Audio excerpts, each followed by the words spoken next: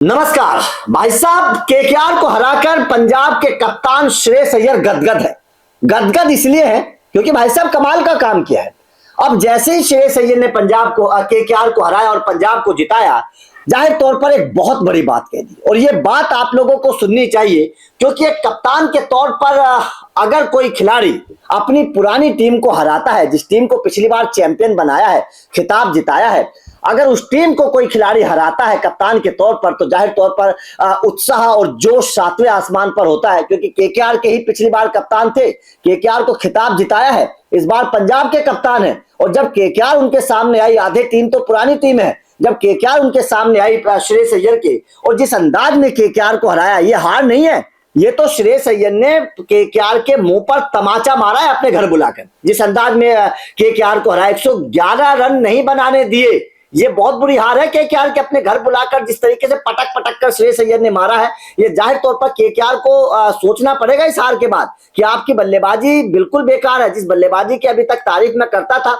वो बल्लेबाजी तो एकदम से फेलियर हो गई है। लेकिन श्रेयस अय्यर ने एक बहुत कमाल की बात की और इससे जाहिर तौर पर ये सीख मिलती है कप्तानों को, और ये तारीफ बनती है श्रेयस अय्यर की कि क्यों श्रेयस अय्यर को बड़ा कप्तान बताया जा रहा है, क्यों ये कहा जा रहा है कि श्रेयस अय्यर पंजाब को जिताएंगे, क्यों श्रेयस अय्यर को इतनी मोटी रकम पंजाब ने दी है। उसके पीछे की वजह है, और वजह है उनकी सोच, उनका दिमाग, उनका माइंडसेट, कप्तानी को लेकर उनके दाव पेच, वो क्या समझते हैं मैदान पर, किस तरीके की सोच के साथ वो कप्तानी करते हैं। यह जाहिर तौर पर श्रेयस अय्यर के इस बयान के बाद समझ में आएगा। श्रेयस अय्यर ने बात कहा कि भाई साहब, जिस वक्त मैं जल्दी आउट हो गया था, मुझे लग रहा था कि शायद गलत हो गया है, टीम बड़ा स्कोर नहीं बना पाएगी। लेकिन जब टीम केवल 111 रनों पर सिमट गई और हम गेंदबाजी कर रहे थे, और गेंदबाजी में जब मैंने यजुवेंद्र चहल को गेंदबाजी पर लगाया और यजुवेंद्र चहल की पहली गेंद जिस तरीके से घूमी, उसने मेरे दिमाग की घंटी बजा दी। श्रेयस अय्यर ने कहा कि उसके बाद में फिर मैं हक्का बक्का रह गया कि भाई साहब, यहां तो बवाल मचने वाला है,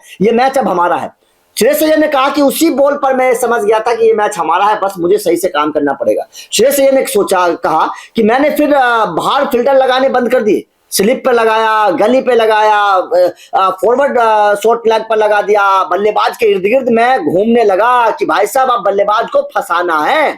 अगर यहां से मैं मैच हार गया तो ये मेरी अपनी गलती है। ये कप्तान की सोच होती है कि 111 रन पर एक कप्तान ये सोच रहा है कि भाई साहब, ये मुकाबला मेरा है, अब इस मुकाबले को कोई हरा नहीं सकता। 111 रनों पर केवल कप्तान के दिमाग में ये बात आ गई थी जब यजुवेंद्र चहल की पहली गेंद घूमी थी, बस वहीं से मैच बदल गया। श्रेयस अय्यर की उस सोच से मैच बदल गया, और उस सोच ने ही पंजाब को ये मुकाबला रोमांचक तरीके से जिता दिया। क्योंकि अगर श्रेयस अय्यर डिफेंसिव सोचते तो शायद ये मुकाबला पंजाब जीतती नहीं, क्योंकि जिस तरीके की अटैकिंग फील्ड श्रेयस अय्यर ने लगाई थी केकेआर के खिलाफ, वो जाहिर तौर पर एक टेस्ट क्रिकेट वाली टीम थी, और इस तरीके की सोच T20 में खासतौर पर इतने कम स्कोर वाले मुकाबले में कोई कप्तान ऐसा सोचता नहीं है। लेकिन ये एक बड़े कप्तान की निशानी होती है कि अगर कप्तान इस तरीके की फील्डिंग लगा रहा है, वो भी 111 रन वाले मैच में। बैट्समैन उठाकर भी आपको खेल सकता है, बैट्समैन अटैकिंग क्रिकेट खेल सकता है, क्योंकि आपने 30 यार्ड के सर्कल के बाहर तो फिल्टर बहुत कम लगाए हुए हैं, आपने तो सर्कल के अंदर ही फिल्टर लगाए हुए हैं।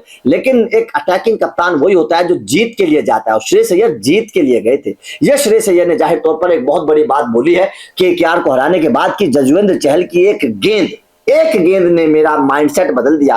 और जाहिर तौर पर उनका कहना है कि मैं कभी डिफेंसिव सोच के साथ मैदान पर नहीं जाता, मैं अटैकिंग सोच के साथ जाता हूं और मुझे जीत चाहिए। ये जाहिर तौर पर श्रेयस अय्यर की एक बहुत बड़ी बात है केकेआर को हराने के बाद, और उनकी कप्तानी की तारीफ हो रही है। आपका श्रेयस अय्यर की कप्तानी पर और उनके इस फैसले पर, जिस तरीके से उन्होंने अटैकिंग फील्ड सेट किया, कमेंट करके बताइएगा आपका इस पर क्या कहना है। वीडियो अच्छी लगी हो तो लाइक और शेयर जरूर करिएगा, चैनल को सब्सक्राइब करिएगा, क्योंकि अपडेट लगातार आप लोगों को मिलते रहेंगे। Thank you.